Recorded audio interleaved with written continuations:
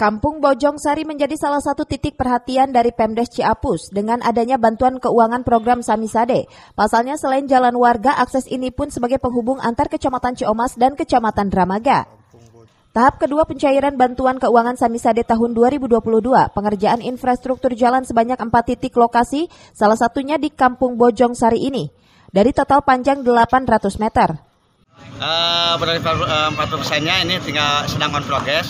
Insya Allah mudah-mudahan hari ini bisa kelar gitu, progres pengaspalannya ini. Berapa sih Pak panjangnya itu sendiri Pak? Panjangnya ini kurang lebih yang 40%-nya ini ada sekitar 800 meterannya lagi lah. Gitu. Untuk secara global ini Pak? Global semuanya. Lintasan jalan desa ini alhamdulillah udah 95% lah ya.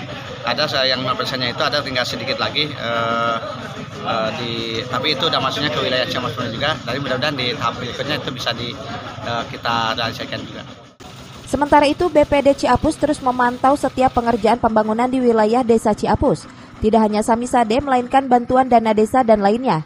Akses jalan Kampung Bojong Sari adalah salah satu akses bagi warga sebagai peningkatan ekonomi dan lintasan menuju perkotaan. Untuk pelaksanaan Samisade dari Pemdes berjalan dengan lancar, bagus, dan juga kita sebagai perwakilan dari masyarakat ini yang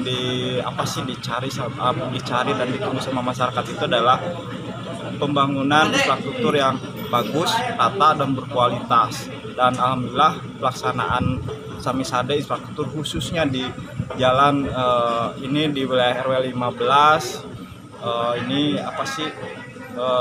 Hotnik ini sangat berkualitas, sangat bagus dan meningkatkan perekonomian masyarakat warga RW 15 kalau ingin ke area kota Ciomas Permai atau Bogor. Jadi perekonomian untuk RW 15 itu RW 15, RW 4 kemungkinan karena jalan infrastruktur bagus jadi akan meningkat ekonominya.